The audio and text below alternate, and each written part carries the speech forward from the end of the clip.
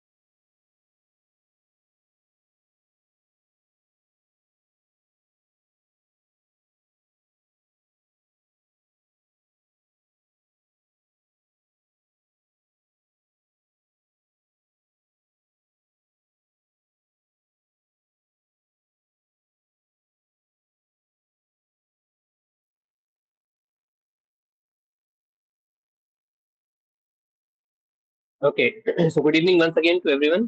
Previous class में हम लोग कंडीशनल्स के बारे में पढ़े थे. कुछ क्वेश्चन हम लोग को डिस्कस करना था. Let's have some questions right now. उसके बाद आगे लूप्स को भी आज कोशिश करेंगे टेस्ट डाउन करने का. Okay, so let's say a question is given, very simple. uh, Write a program to input the marks of 5 subjects and then calculate the average marks, total marks. Okay, यहाँ तक तो अगर question पूछा है तो यहाँ तक में तो हमारा क्वेश्चन में सिर्फ सिक्वेंशियल टाइप ऑफ प्रॉब्लम है. अब उसमें क्या बोल रहा है? After finding the average marks, display the result as per the following table. अब ये टेबल क्या बोल रहा है? अगर आपका average marks, if your average marks is above 60, so you'll print first division या first class. If your average marks is above 50 but less than 60, print second class या second division. If your average marks is above 40 but less than 50, print third grade या third division. Less than 40 है तो print करेंगे fail. ठीक है, question सबको समझ में आया होगा होप तो. बहुत सिंपल सा है. Table has been given. वहां टेबल तक हम पहुंचेंगे कब? जब हम एवरेज मार्क्स निकाल लेंगे. तो based on my average marks I will calculate and see हम किस कैटेगरी को बिलोंग कर रहे हैं. 4 कैटेगरी दिया है: अबव 60, 50 60 के बीच में, 40 50 के बीच में, लेस देन 40 के बीच में.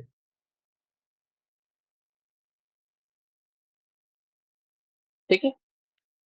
अब इसका लॉजिक कैसे लगे कोई बता सकते हो? हमारा if else, if nested if, switch, इसमें से कौन सा लग सकता है बेहतर यहाँ पे? एनीवन?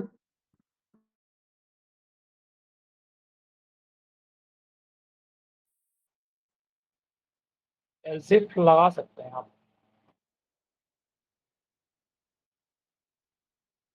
ओके. ओके, तो कंडीशन कितना बार बैठेगा? पहला हम लोग क्या रखेंगे? If, isn't it? If average greater than 60, greater than equal to 60, print first. else if 50 60 के बीच के लिए वहां पे एक कंडीशन बैठेगा. else if 40 50 के लिए कंडीशन बैठेगा. else लेस देन 40 के लिए हम लोग else में चला चला देंगे. ठीक है. तो if else if else if else, ये क्राइटेरिया हमारा बेस्ट सूटेड लग रहा है यहाँ पे, जो कि इस लॉजिक को सॉर्ट आउट कर सकता है हमारा.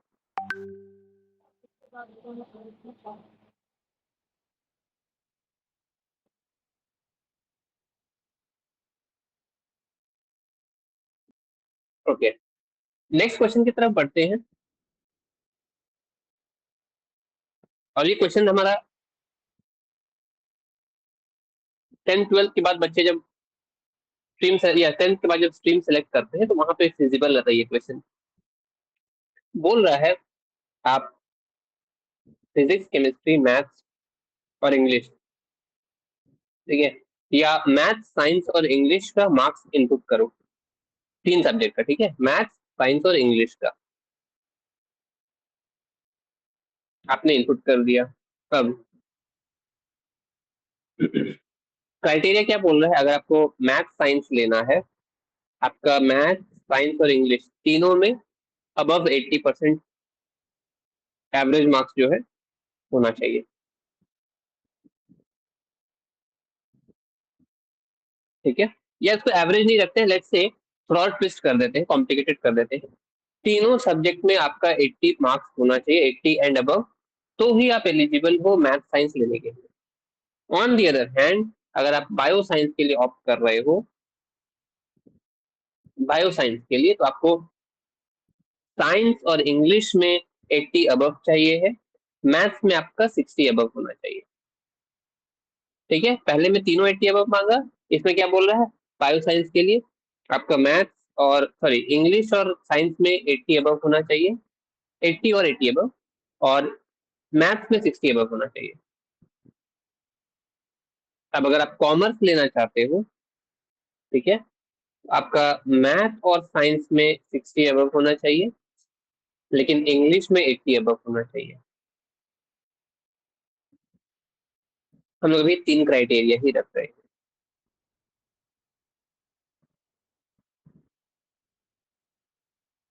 अगर ये कंडीशन सबको सुनाई दिया और समझ में आया है, आई वुड सजेस्ट 2 मिनट आप लोग थोड़ा पेन पेंसिल या पेन पेपर, लैपटॉप, कंप्यूटर जो भी ओपन करके बैठे हो, उसमें एटलीस्ट लॉजिक बना करके शेयर कर दो।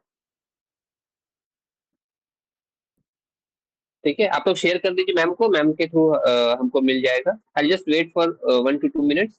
आप लोग सिर्फ लॉजिक डिजाइन कर दो, हो पाएगा? बी क्विक से यस और नो। ट्राई करते हैं सर तो यहाँ से। हाँ, ट्राई करके भेजिए।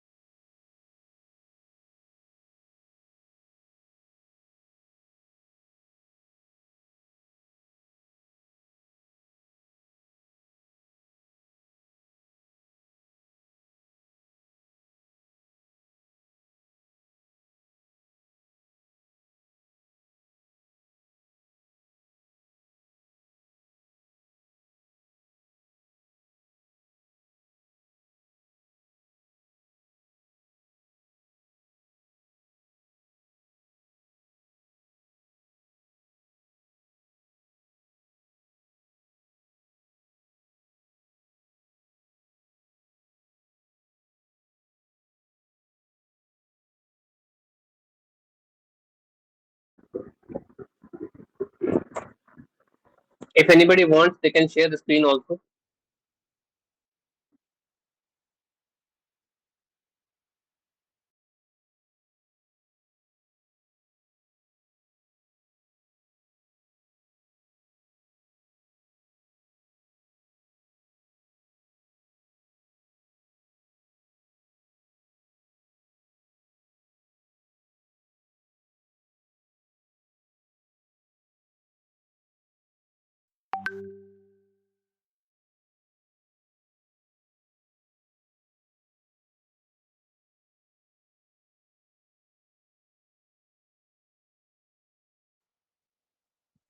सर कंडीशनल प्रीतम, बना के सेंड कर दिए।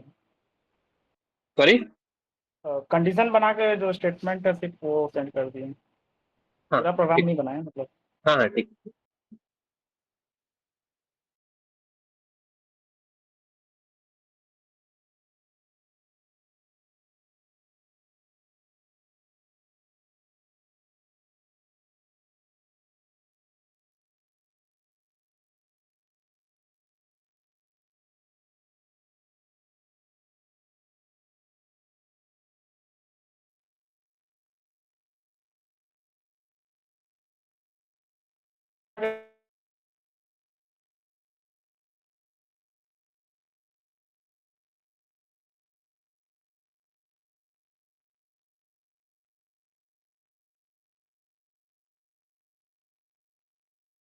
ओके ठीक है। तो प्रीतम ने जो लॉजिक बनाया है कि सही भी है गलत भी है। सही किस पर्सपेक्टिव से हम बताते हैं? सही है इस पर्सपेक्टिव से कि लॉजिक का जो कॉन्सेप्ट है वो सही बैठा है। गलत किस सेंस में है? प्रीतम ने जो लॉजिकल ऑपरेटर्स और रिलेशनल ऑपरेटर्स लगाए हैं वो एग्जिस्ट नहीं करते। अब इसका मतलब क्या है? अगर सबको ये बात मैम अगर शेयर कर पा रही हैं आप लोग तक सब तक, तो आप देखोगे तो पहले लाइन में क्या है? If m greater than equal to 80। ये ग्रेटर देन इक्वल टू जो लिखा हुआ है उसको एक्चुअलिटी में हम लोग कुछ इस तरह से लिखते हैं, बिकॉज वो जो सिंबल प्रीतम ने बनाया है वो अवेलेबल नहीं है, एग्जिस्ट नहीं करता है। तो if m is greater than equal to 80,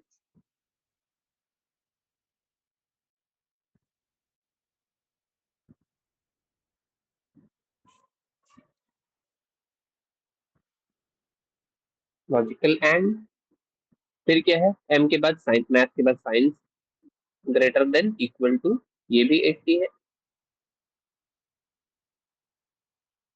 sorry, logical and, ठीक है।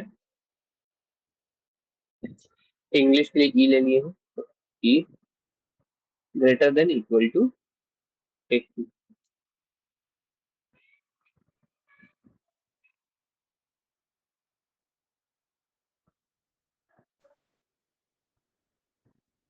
मेरे को प्रीतम शायद समझ में थर्ड आया? कंडीशन चेक, हाँ मिल गया। उसका अंदर लेना चाहिए था, क्योंकि वो एक टाइम में दो ही कंडीशन को चेक कर सकता है, एंड ट्रिपल नहीं चेक करेगा। नहीं नहीं ऐसा नहीं। चेक चेक करें क्या इसको? आओ, एक इंटरेस्टिंग बात निकल कर क्या है, प्रीतम बोल रहे हैं कि यहाँ पे सर ये ना दो ही लगाना चाहिए था, तीसरा चेक नहीं करता है।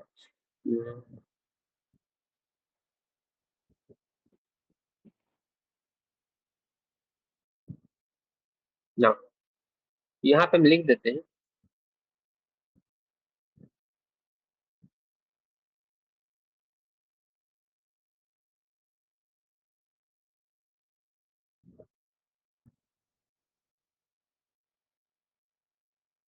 फर्स्ट, ठीक है। एल्स कर दे रहे,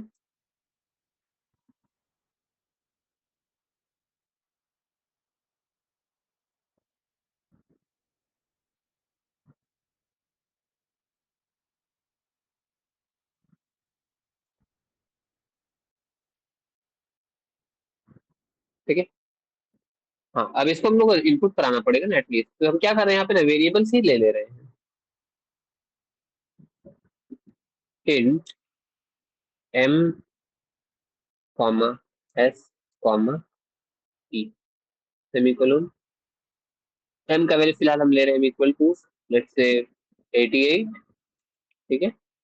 एस इक्वल टू 87, ताकि हमारा कंडीशन सेटिस्फाई हो जाए, एंड ई इक्वल टू 90। ठीक है, तीन वेरिएबल लिए, तीनों को वैल्यू हम डाल दिए पे स्टैटिक कर दिए हैं, और कंडीशन चेक करते हैं, ट्रू होगा जो कि लग रहा है ट्रू। ठीक है, नंबर तो सही बैठ रहे हैं, तो प्रिंट होना चाहिए first. Let's see, hello world पहले प्रिंट किया, ठीक है, उसके बाद फर्स्ट प्रिंट कर दिया, तो ये ले तो रहा है। हाँ, इस सवाल को थोड़ा और इलेबोरेट अगर करें तो, सर क्योंकि पहला दो कंडीशन ट्रू रीड कर दिया, तीसरे को वो रीड नहीं किया हुआ, तो पहला दो तो ट्रू था ही, तो वो प्रिंट कर दिया होगा। ये एक रीजन निकल करके आ सकता है यहाँ पे। बट क्या है, क्योंकि हम पूरा का पूरा कंडीशन सेट ऑफ कंडीशन जो है उसको हम ब्रैकेट के अंदर रखे हैं। अब ये क्या पूरा ना बुलियन पे बेस्ड है। पहला कंडीशन ट्रू या फॉल्स, दूसरा कंडीशन ट्रू या फॉल्स, एंड लगा हुआ है, लॉजिकल एंड। अगर दोनों कंडीशन ट्रू है तो ट्रू, फिर वही ट्रू यहाँ पे आ जाएगा और इसको इवेलुएट करेगा। तो ऐसे जितने भी चार पांच और लगा देते लॉजिक, सब पे काम कर जाता। ठीक है, समझ में आया। तो हम लोग के पास ना ये लिमिटेशन नहीं है कि हम लोग यहाँ पे कितना कंडीशन पे रेस्ट्रिक्टेड कर सकते हैं, हम लोग चार पांच कंडीशन तक लेके जा सकते हैं। ठीक है प्रीतम, एवरीवन। हाँ हाँ समझ गया। फर्स्ट का दो चेक किया, फिर वो सेकंड वाले से भी चेक। हाँ ठीक है, ये हो गया। अच्छा, इसको चाहते तो लॉजिकल एंड अगर नहीं लगाते तो और कैसे बन सकता था प्रीतम, ये भी बता दीजिए।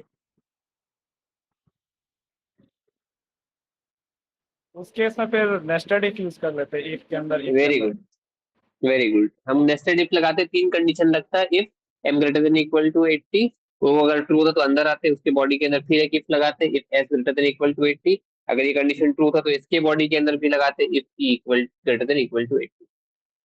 बट उसमें क्या है, बहुत कॉम्प्लिकेटेड हो जाता है।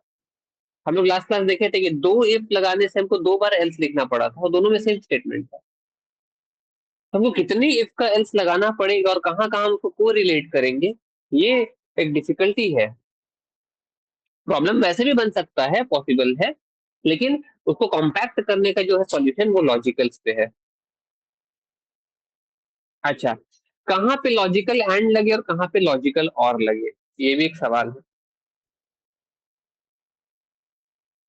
जहां पे हमको हर कंडीशन ट्रू चाहिए, ठीक है ना, हर पॉसिबल कंडीशन ट्रू हो तभी एग्जीक्यूट करे आउटपुट, तो वहां पे क्या है, हम लॉजिकल एंड लगाएंगे कि तीनों सब्जेक्ट का होना ट्रू था, तो ट्रू होना जरूरी था।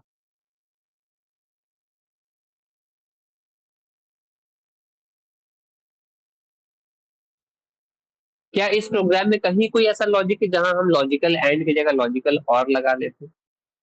नहीं, तीनों में लॉजिकल एंड ही लगता, बस वैल्यू चेंज हो जाता। ठीक है, बस वैल्यू चेंज हो जाता। आगे चल के देखते हैं कोई ऐसा क्वेश्चन जहां पे हम लोग लॉजिकल और पे काम कर पाए। ठीक है, तो वो भी एक्सेप्टेबल रहेगा, तो ठीक है, अच्छी बात है। ओके, कोई डाउट है यहाँ तक, इस प्रॉब्लम स्टेटमेंट तक आगे बढ़े हम लोग? जी sir. Okay, okay, next question क्या बोल रहा है, और बहुत इंटरेस्टिंग क्वेश्चन है। अरे, हम पेंट विंडो ओपन करते हैं और वहां पे इस प्रॉब्लम स्टेटमेंट को रखते हैं, बिकॉज इसका ना मल्टीपल मीनिंग निकल करके आएगा। हम लोग रैपिडो ओला कैब्स बुक करते हैं, ऑटो रेंटल सिस्टम है, अ, आप ऐप के थ्रू बुक करते हो,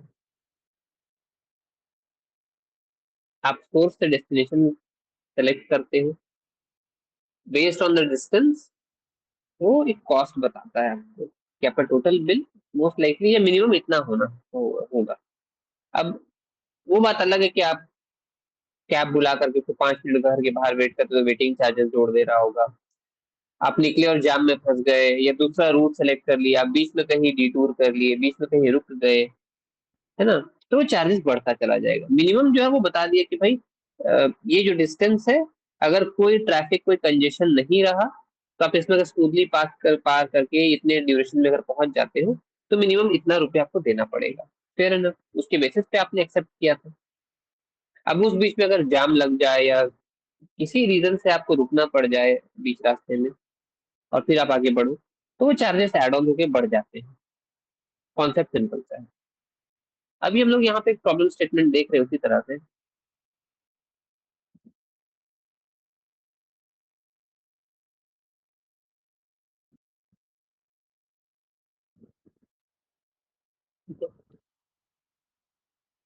प्रॉब्लम स्टेटमेंट पहले लिखते हैं।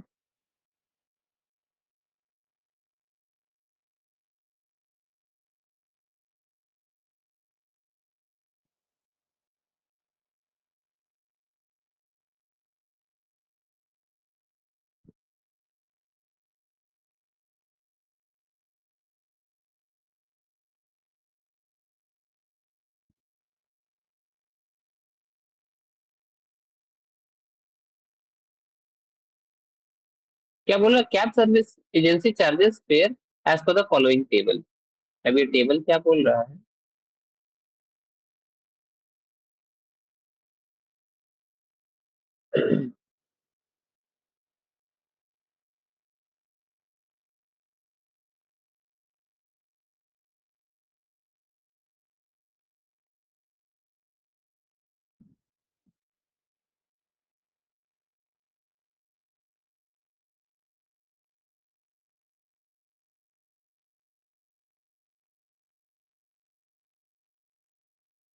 डिस्टेंस, और यहाँ पे एक आ जाएगा हमारे पास रेट।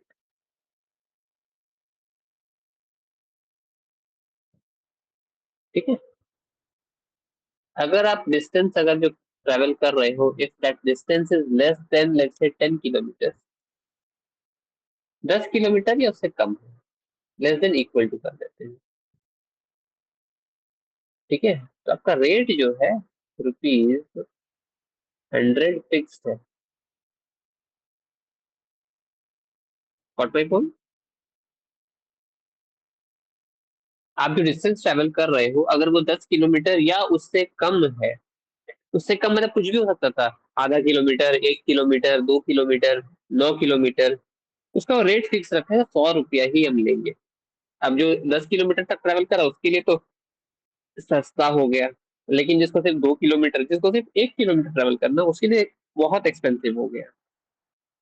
लेकिन क्या कॉस्ट ऑफ एवरेज हम लोग ऐसे ही निकालते हैं, है ना। जो राइडर्स होते हैं, जो ड्राइवर्स होते हैं, वो अपना एवरेज कॉस्ट ऐसे ही निकालते हैं भाई। शॉर्ट डिस्टेंस के लिए आप लेकर के जा रहे हो, हम अपना स्टैंड छोड़ करके जाएंगे, मेरा नंबर बाद में लगेगा दोबारा से। हम छोटे डिस्टेंस के लिए क्यों सफर करें, तो मिनिमम हमको 100 रुपये दे दो। ठीक है, ये हो गया। अब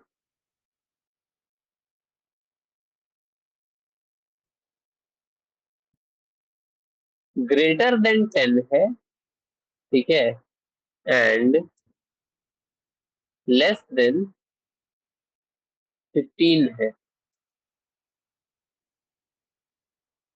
less than 10, sorry greater than 10 but less than या इक्वल टू 15, इक्वल टू कर देते हैं, इक्वल टू 15 है।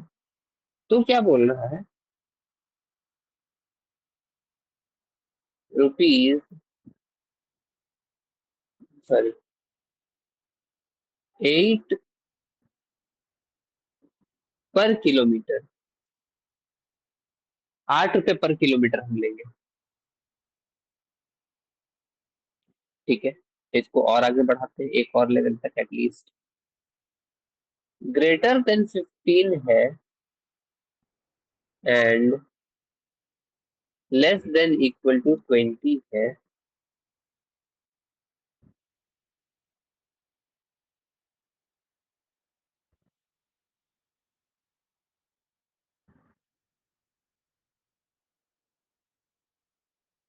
ठीक है, तो यहाँ पे बोल रहा है ₹6 पर kilometre.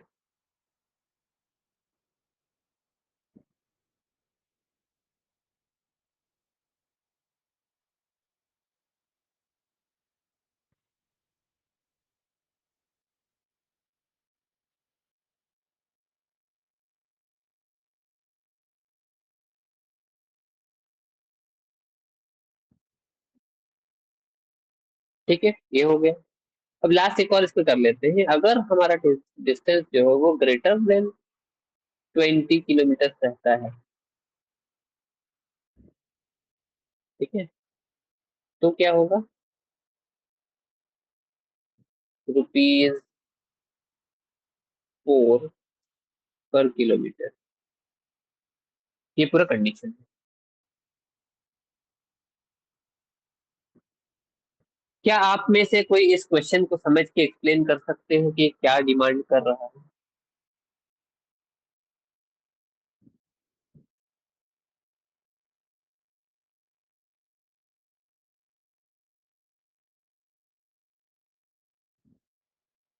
At least give it a try.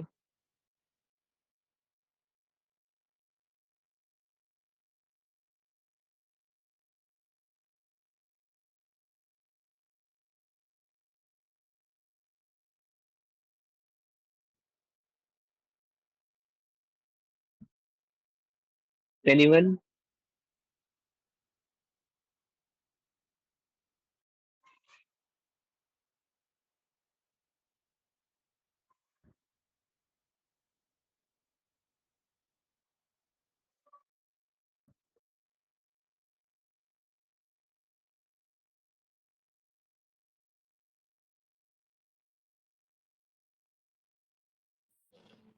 Sir ये पहले जैसा ला क्वेश्चन का ही थोड़ा सिमिलर। फर्स्ट वाले केस में तो डायरेक्ट 100 रुपीज ही लगेगा, बट बाकी 3 केस में हम लोग को किलोमीटर भी इनपुट में लेना होगा, क्योंकि वहाँ पे 8 रुपीज पर किलोमीटर पे है। हाँ, तो उस सिनेरियो में सपोज वो 12 किलोमीटर्स किया, तो वो सेकेंड स्टेटमेंट ट्रू होगा, उसके इनसाइड जाएगा, फिर जो फेयर कॉस्ट होगा 12 into 8 करके कैलकुलेट होगा। मतलब 12 किलोमीटर का ट्रैवल किया, 12 into 8 होना चाहिए। हाँ ओके। एंड अगर वैसे 17 किलोमीटर है तो 17 into 6, और अगर हाँ लेट से 22 किलोमीटर है तो 22 into 4 होना चाहिए। हाँ। ठीक है, पर वैलिड हाँ लग रहा है उसमें, बात। हाँ पर सिनेरियोस में हो जा रहा है कि जो फर्स्ट वाला जो लेस देन 10 किलोमीटर है उसमें फेयर चार्ज अधिक है, और बाद वाले पे कम होते जा रहा है। हाँ, ऑब्वियसली वही तो होता है। आप ट्रेन में जो ट्रैवल करते हो, longer distance you travel, rate पर किलोमीटर गेट्स रिड्यूस।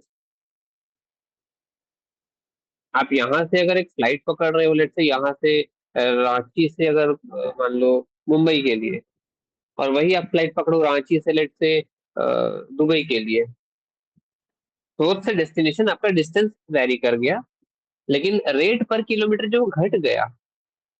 आप यहाँ से मुंबई जाओगे, रांची से मुंबई, तो आई थिंक शायद ₹8,000 लगेगा लेट से।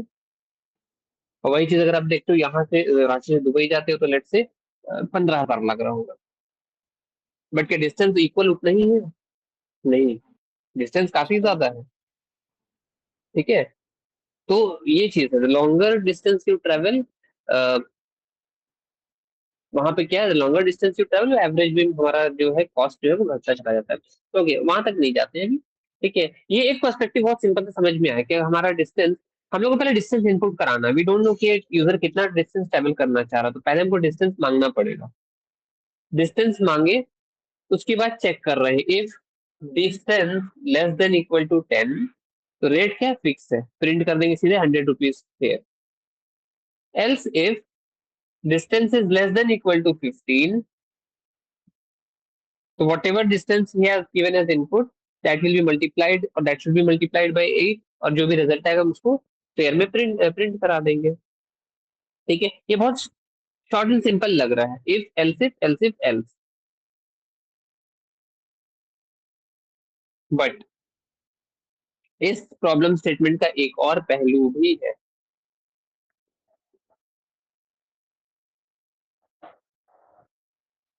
वो क्या है? अब इस प्रॉब्लम स्टेटमेंट को हम थोड़ा सा चेंज कर दे रहे हैं। ठीक है, एक और कॉलम यहाँ बना लेते हैं, और ये भी डिस्टेंस से ही एसोसिएटेड है।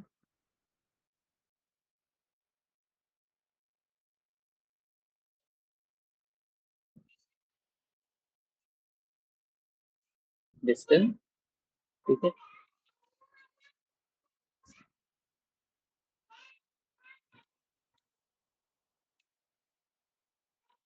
For first 10 kilometre rate 100 fix है।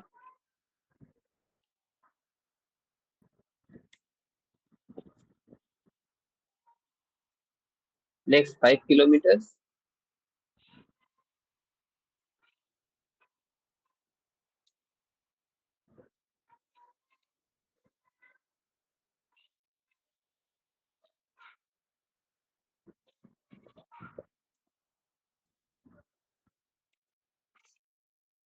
Next 5 kilometre. अब ना क्वेश्चन का पहलू बदल गया। पहले 10 किलोमीटर के लिए तो ठीक है, फिक्स है, जैसा पहले कंडीशन था ये कंडीशन भी वही मांग रहा है। अब यहाँ पे क्या बोल रहा है, अगले 5 किलोमीटर के लिए रेट जो है ₹8 पर किलोमीटर है। ठीक है, देखने में लगा सर सेम बात तो बोल रहा है, अगर हम 12 किलोमीटर लेट से ट्रेवल कर रहे हैं तो पहले कॉलम के हिसाब से भी वही कंडीशन बैठेगा और दूसरे के हिसाब से भी वही बैठेगा। नहीं, ये स्टेटमेंट लिखने में चेंजेस किए हैं तो इसके चलते हमारा लॉजिक में भी चेंज आ जाएगा। क्या चेंज आ जाएगा? ठीक, जस्ट फॉलो, हम चार्जिंग में लगा लें, just give me a minute.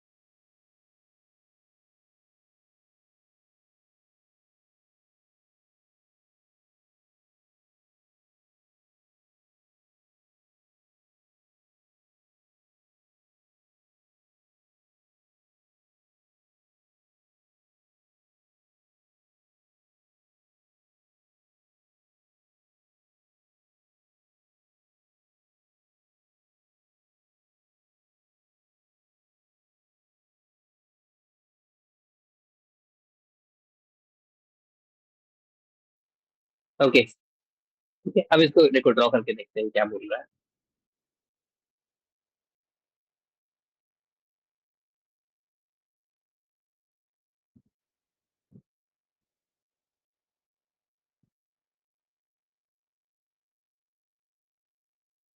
हम लोग यहाँ से स्टार्ट कर रहे हैं लेट से, और पहला 10 किलोमीटर, तो लेट से पहला 10 किलोमीटर यहाँ कहीं बिलोंग करता होगा, ठीक है। और first 10 kilometre rate is fix, ₹100 लग रहा है। आप 1 किलोमीटर जाओ, 7 किलोमीटर जाओ, 9 किलोमीटर जाओ, 10 किलोमीटर जाओ, वो ₹100 ही लेगा।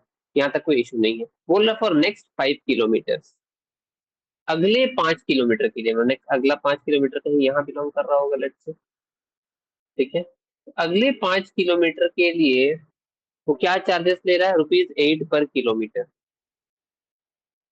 ठीक है, ध्यान से समझने पे लॉजिक क्या बोल रहा है। अब लेट्स से हमारा टोटल डिस्टेंस जो ट्रेवल हो रहा है, टोटल डिस्टेंस जो ट्रेवल हो रहा है दैट इज 13 किलोमीटर। तो ये सेकेंड कैटेगरी को बिलोंग कर रहा है, 15 तक के अंदर है। देखिए तो कैलकुलेट कैसे करेंगे, सी पहला 10 किलोमीटर का तो फिक्स था, पहले 10 किलोमीटर का तो फिक्स था, 100 लेना ही लेना है उसको। तो उसके बियॉन्ड जो तुम जा रहे हो, तो जितना डिस्टेंस बाकी बच गया, पहले 10 किलोमीटर ट्रेवल करने का ₹100 ले लिया, उसके बाद जो आपका डिस्टेंस बच गया, ठीक है ना, डिस्टेंस बच गया, लेट्स से 13 यहाँ कहीं बिलोंग कर रहा होगा। तो 10 किलोमीटर का हम इवेलुएट कर लिए, टोटल डिस्टेंस हमारे पास 13 किए, तो मेरे पास बचा है 3 kilometre. 3 kilometre will be multiplied by 8 पर किलोमीटर। टेल मी कितने लोगों को ये कॉन्सेप्ट समझ में आ गया?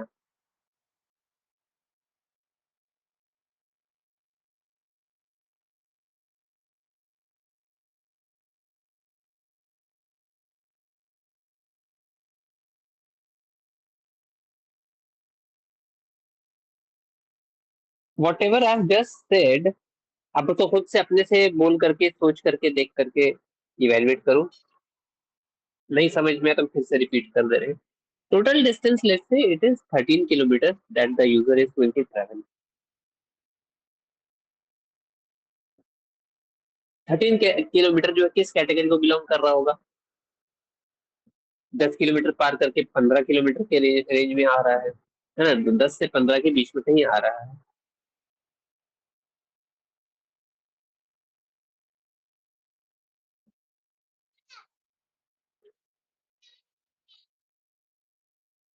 दस से 15 किलोमीटर के रेंज के बीच में कहीं आ रहा है।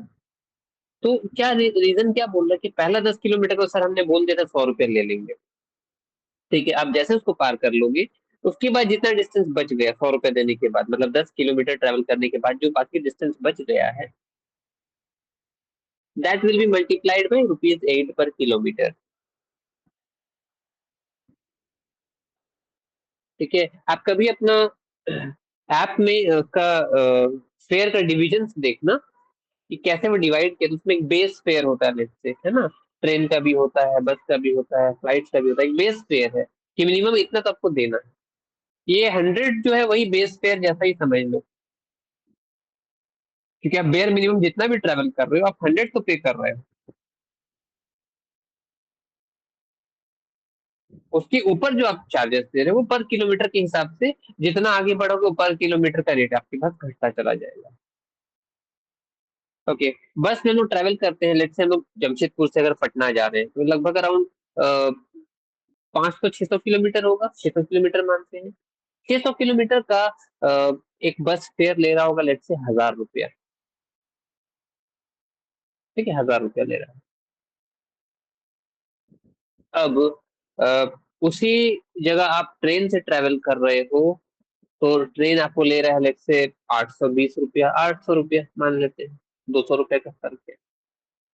लेकिन वहीं अगर आप टाटा से अगर कोई फ्लाइट सिस्टम हो जाए और आप चले जाओ, या फिर आप अपने ही गाड़ी, कार, कुछ भी बुक करके जाओ, क्या 1000 रुपये में हो जाएगा? पॉसिबल है? It's not possible.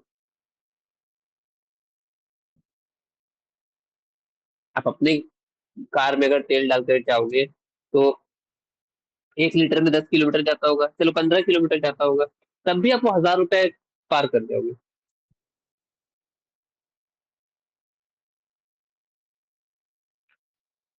ठीक है, तो ये इस तरह से है कि आप जितना लॉन्गर ट्रेवल करते हो तो एवरेज उतना घटता चला जाता है। सिमिलरली यहाँ पे भी वही बात बोल रहा है कि अगर हम वैसे मान लो कि 18 किलोमीटर ट्रेवल कर रहे हैं, तो बहुत आगे चला गया। 18 किलोमीटर हम अगर ट्रेवल कर रहे हैं यहाँ से यहाँ तक, तो थर्ड कैटेगरी को बिलोंग करेगा। अब 18 किलोमीटर का डिवीजन कैसे होगा? 100 प्लस नेक्स्ट 5 किलोमीटर जो पूरा ट्रेवल किया ये वाला 10 से 15, उसका 8 रुपया के हिसाब से 5 किलोमीटर का जोड़ लेंगे, 8 × 5 40, तो 100 + 40, तो कुछ इस तरह से बन रहा है। अगर हम 18 कर देते हैं इसको, तो 100 पहला हो गया, प्लस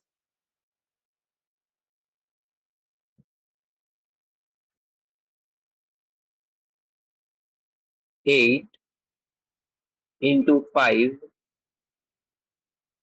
ठीक है, प्लस अब बाकी कितना डिस्टेंस बचा हमारे पास? पहला 10 किलोमीटर हो गया, फिर अगला 5 किलोमीटर हो गया, तो 15 हो गया, तो टोटल डिस्टेंस था 18।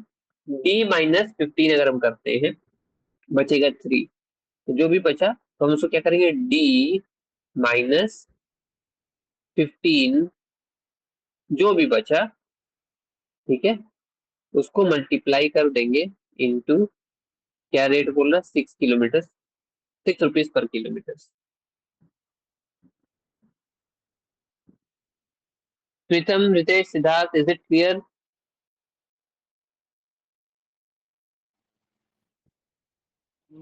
Clear sir. Ritesh, what about you?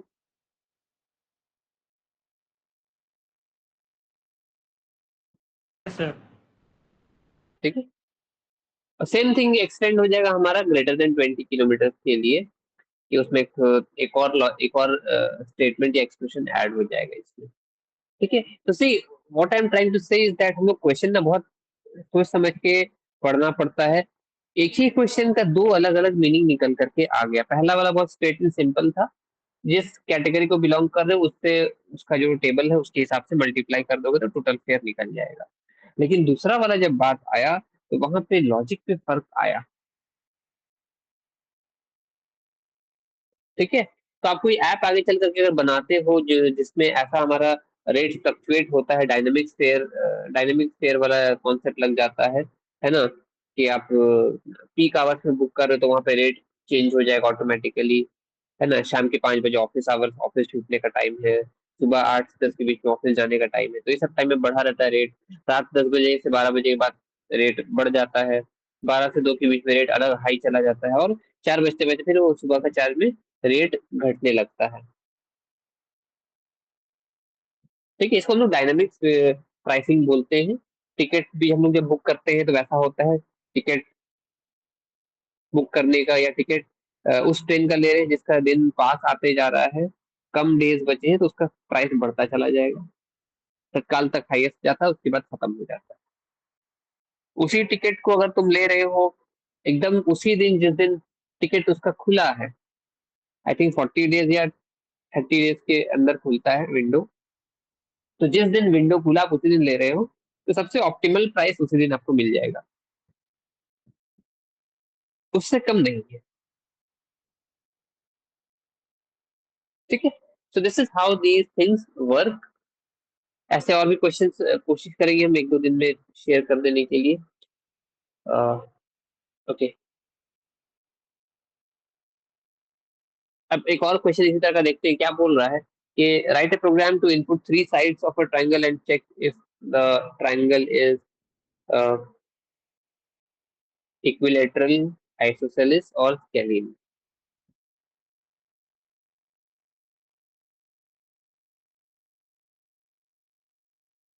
Equilateral कब बोलते हैं? All sides are equal. Isosceles कोई दो साइड इक्वल होगा। ठीक है। और तीसरा, जब all sides are different size, all sides are of different sizes. ठीक है। तो हमारा तीसरा कैटेगरी को बिलोंग कर जाता है। सो ये सब बहुत बेसिक सा क्वेश्चन है। इफ एल्स में बस लॉजिक ही हमें समझना है कि कैसे पुट डाउन करना है। The idea needs a lot of practice and it will come down to this. Okay, now let's introduce the concept of loops. Syntax पे आते हैं, उसकी स्क्रीन शेयर करते हैं दोबारा से।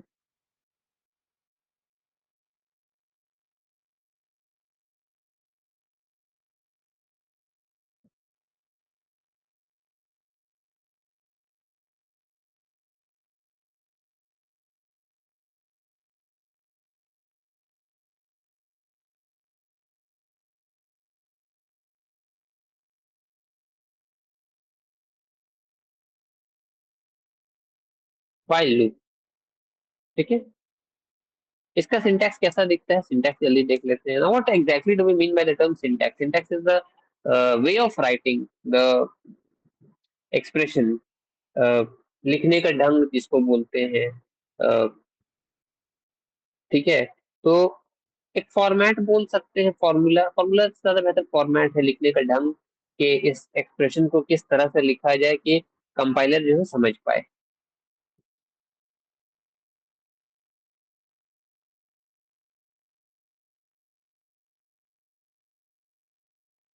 वाइल लूप, वाइल लूप के बारे में अगर हम लोग लिखते हैं तो ये कुछ एक्सप्रेशन ऐसा दिखता है, वाइल एक्सप्रेशन या कंडीशन जैसा बोलो।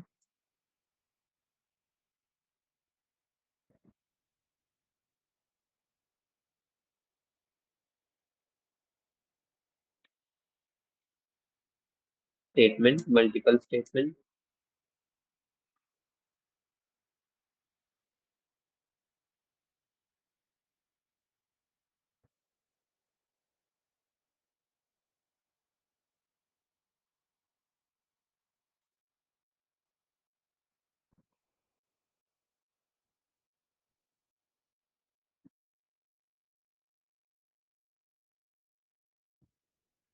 ठीक है। स्टेटमेंट्स के बाद यहाँ पे एक और चीज भी आता है, दैट इज वैल्यू चेंज, इसको और भी नाम बोलते हैं, इंक्रीमेंट, सॉरी डिक्रीमेंट।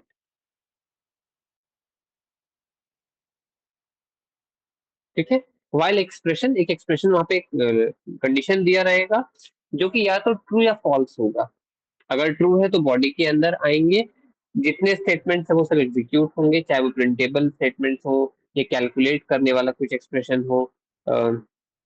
ठीक है, वो सारा चीज इवेलुएट होगा, एक वैल्यू चेंज मिलेगा, and it has to have a value change, it is mandatory. Value change मतलब क्या, या तो वैल्यू बढ़ रहा होगा या वैल्यू घट रहा होगा। बढ़ना घटना डज नॉट ओनली मीन कि ऐड या सब्ट्रैक्ट हो रहा होगा। बढ़ना इतना मतलब, इसका मतलब कि मल्टीप्लाई भी हो सकता है, घटने का मतलब कि वो डिवाइड भी हो सकता है। ठीक है, एडिशन सब्ट्रैक्शन मल्टीप्लिकेशन डिवीजन कुछ भी वहां पे वैल्यू चेंज हो रहा होगा। तो कौन सा वैल्यू चेंज हो रहा होगा, उसी वेरिएबल का वैल्यू हम चेंज कर रहे होंगे जो कि वाइल के एक्सप्रेशन को बिलोंग करता होगा, जो कि वाइल के एक्सप्रेशन को बिलोंग करता होगा। जब तक वो एक्सप्रेशन ट्रू है, इसको अगर हिंदी में अनुवाद कर दे, जब तक ये एक्सप्रेशन ट्रू है तब तक उसके बॉडी को एग्जीक्यूट करते रहोगे। तो यहाँ पे तीन पार्ट हम लोग को एटलीस्ट दिखाई दे रहा है अभी फिलहाल। एक है एक्सप्रेशन पार्ट जो कि चेक कर रहा है कि क्या ये कंडीशन ट्रू है या नहीं। अगर ट्रू है तो ये बॉडी के अंदर पूरा एग्जीक्यूट करेगा, नहीं है तो बॉडी से बाहर आकर के वो अपना काम खत्म कर जाएगा। लेकिन ये एक्सप्रेशन हम चेक करें कैसे? ठीक है, चेक कैसे करें? तो चेक करने के लिए हमको एटलीस्ट इनिशियल कंडीशन या इनिशियल स्टेटमेंट कुछ तो चाहिए, कि इनिशियल वैल्यू ये लो भाई एक्स का वैल्यू, अब चेक करो कि क्या जब तक एक्स का वैल्यू 100 से छोटा है तब तक ये काम होगा। तो पहले हमको एक्स का एक इनिशियल वैल्यू तो मिले, जिसके बेसिस पे हम ये इवेलुएट करें कि भाई कंडीशन ट्रू है या फॉल्स है।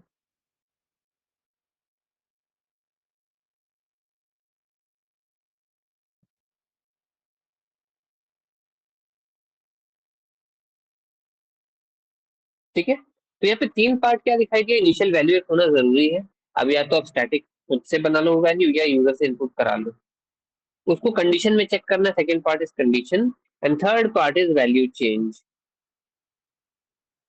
अगर हम वैल्यू चेंज नहीं देते हैं, किसी रीजन से हम भूल गए, जाने अनजाने नहीं लिखे, तो क्या होगा, तो मेरा वैल्यू ना स्टैटिक बन के रह जाएगा, ये इनफाइनाइट लूप बन के रह जाएगा। अगर मेरा पहला कंडीशन ट्रू है तो मेरा हर कंडीशन ट्रू होगा। ठीक है, मेरा अगर पहला कंडीशन ट्रू है तो मेरा हर कंडीशन ट्रू होगा, हर बार ट्रू होगा, तो इनफाइनाइट लूप में फंस के रह जाएगा। ठीक है, इनफाइनाइट लूप में फंस के रह जाएंगे हम, कभी टर्मिनेट हो ही नहीं पाएंगे, बिकॉज जितनी बार वो कंडीशन चेक कर रहा है कंडीशन ट्रू हो रहा है। हर बार कंडीशन ट्रू क्यों हो रहा है? बिकॉज आप एक ही कंडीशन को हर बार चेक कर रहे हो। ऐसा होता है कि एक्स का वैल्यू अभी लेट से कुछ है, दो राउंड ऑफ एक्सप्रेशन के बाद फिर चेंज हो गया, बढ़ा या घटा, जा रहे हो? यस।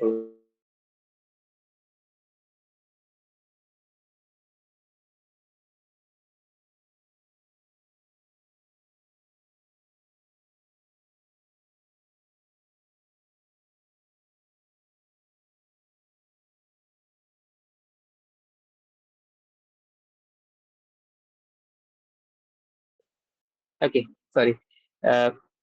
तो यहाँ पे क्या हम लोग का कंडीशन चेक किए, जब तक ट्रू रह रहा है स्टेटमेंट्स को एग्जीक्यूट कर रहे हैं, जब जब वैल्यू चेंज हो रहा है, चेंज करने के बाद फिर से ये कंडीशन पूछ रहा है ट्रू है ये, तो फिर से बॉडी के अंदर आओ। एक बार ऐसा आएगा वैल्यू चेंज करते करते जब हमको ये कंडीशन फॉल्स हो जाना चाहिए। हो जाएगा हम नहीं बोले, हो जाना चाहिए, इट इज मैंडेटरी। अगर नहीं, चेंज करने के बाद भी अगर वैल्यू की एक्सप्रेशन फॉल्स नहीं हो रहा है एक बार, इसका मतलब फिर आप कंडीशन गलत लगा दिए हो या एक्सप्रेशन गलत दे दिए हो, वो इनफाइनाइट टाइम से एग्जीक्यूट करता चला जाएगा।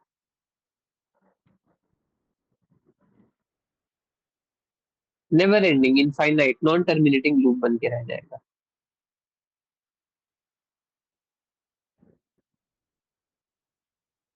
ठीक है, so this is what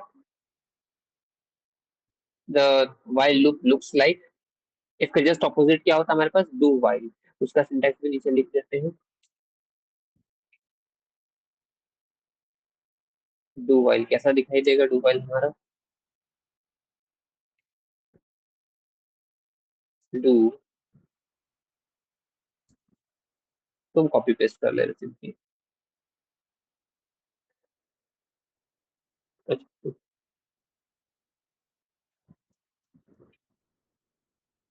do statement value change, bracket के जस्ट एंड के बाद हम लिखेंगे while expression with a semicolon. Now this is very interesting, और ये एकमात्र ऐसा कंडीशन है जहां पे हमारा टर्मिनेशन जो है सेमीकोलन के साथ हो रहा है। ठीक, दोनों ही काम सेम कर रहे हैं, बस काम करने का ढंग अलग है। ठीक है, दोनों का काम करने का ढंग अलग है। वाइल क्या किया, पहले कंडीशन चेक किया, कंडीशन ट्रू है, बॉडी के अंदर आया, एग्जीक्यूट किया, वैल्यू अपडेट किया, फिर वापस गया, फिर पूछ रहा कंडीशन ट्रू है, अगर ट्रू है तो फिर बॉडी के अंदर आओ, फिर उसी काम को रिपीट करते रहो करते रहो करते रहो। एक टाइम आएगा जब एक एक्सप्रेशन फॉल्स हो जाना चाहिए, जब फॉल्स मिलेगा तो बाहर आ जाएगा बॉडी से, और अपना काम जो मेन मेथड के अंदर, ये जिस फंक्शन के अंदर ये बिलोंग करता है वहां पे करेगा। On the other hand do while क्या बोला, डू करो, ठीक है, डू करो, यहाँ से एक स्टेटमेंट एग्जीक्यूट करो, वैल्यूज को इंक्रीमेंट या डिक्रीमेंट जो जैसा रिक्वायरमेंट है प्रॉब्लम स्टेटमेंट का उसके हिसाब से करो। फिर यहाँ पे लास्ट में एक एक्सप्रेशन चेक करने बोल रहा है, क्या एक्सप्रेशन सही है।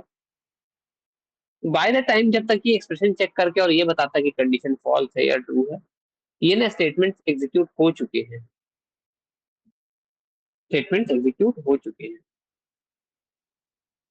एटलीस्ट एक बार तो हो गया है मिनिमम।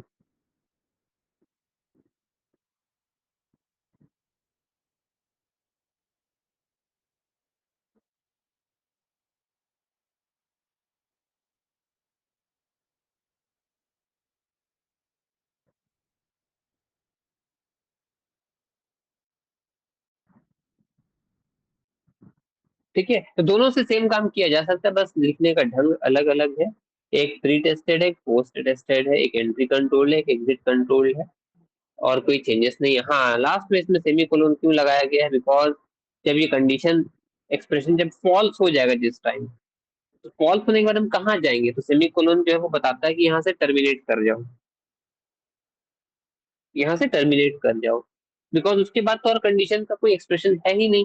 कोई बॉडी है जिसका बॉडी तो पहले था, कंडीशन बाद में पहुंचा, तो उस बेसिस पे क्या करता है कि एक्सप्रेशन को चेक करता है, अगर ट्रू रहा तो वापस ऊपर से स्टार्ट करेगा, फॉल्स रहा तो नीचे टर्मिनेट करके सेमीकोलन के बाद लाइन टर्मिनेट करके नीचे चेंज करके अपना दूसरा काम जो वो करता है।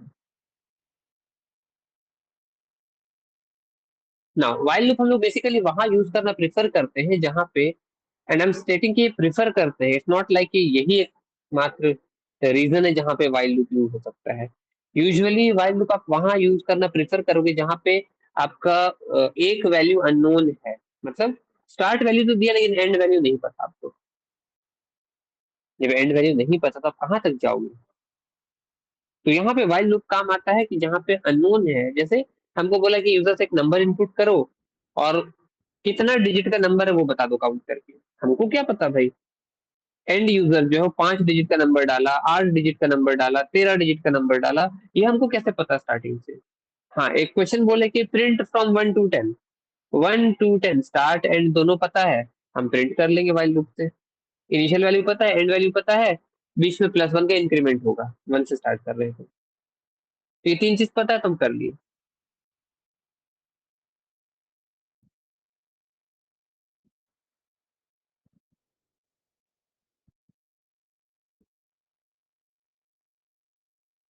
ठीक है, तो अननोन जहां पे रहे वहां पे हम वाइल लूप का यूज करना प्रेफर करते हैं।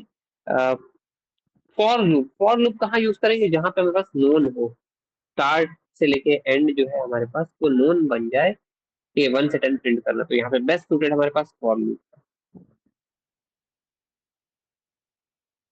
फॉर लूप को हम स्पेसिफिकली सेपरेट क्लास में करना चाहते हैं, because while do while he अपने आप में इंटरेस्टिंग है, और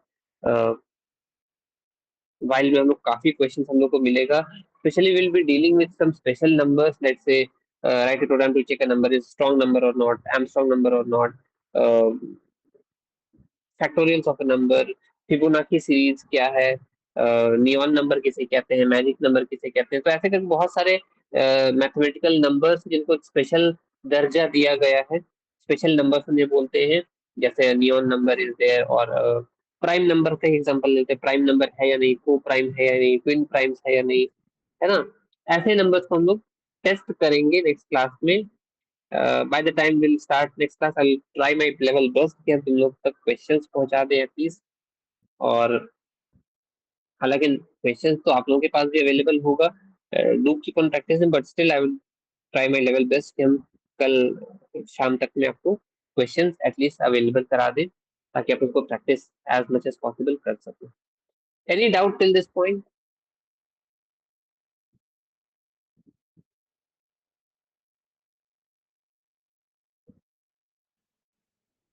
no doubt sir, all clear. Okay good. See एक तरह का इसके चेतावनी, वार्निंग, अलर्ट जैसा समझ लो। We are moving more toward the logical part rather than the definition part. अब यहाँ से क्या है, कॉम्प्लिकेशन जो है समझने का वो टाइम लगेगा, अंडरस्टैंडिंग जो है आपका पूरा ओपन रहना चाहिए कि बोल क्या रहे हैं, जो बात सर आप बोल रहे हैं क्या वही यहाँ पे दिखाई दे रहा है। जिस दिन ये दोनों बात एक जैसा दिखने लगे, जो बात बोल रहे हैं हम वो कानों से सुनाई जैसा दे रहा है, दिमाग प्रोसेस कर रहा है कि ऐसा होना चाहिए था, और एक्सप्रेशन को रन करने से भी अगर वैसा ही दिखाई दे रहा है, तो आप और हम सब करेक्ट पाथ पे हैं। जिस दिन ऐसा होना बंद हो गया, या तो आपकी साइड से या मेरे साइड से, या तो आपकी साइड से या मेरे साइड से, तो वहां से फिर क्या कॉम्प्लिकेशन बढ़ते चले जाएंगे, कंफ्यूजन बढ़ते चले जाएंगे। We both must have to be on the same page कि जो पढ़ाई कर रहे हैं वो समझ में आ रहा है और इम्प्लीमेंट भी हो जाना चाहिए। ठीक है, यहीं पे रुकते हैं, नेक्स्ट क्लास में हम लोग फिर स्टार्ट करेंगे इफ एल्स का कंडीशन। स्विच छूटा हुआ है, स्विच को लेकर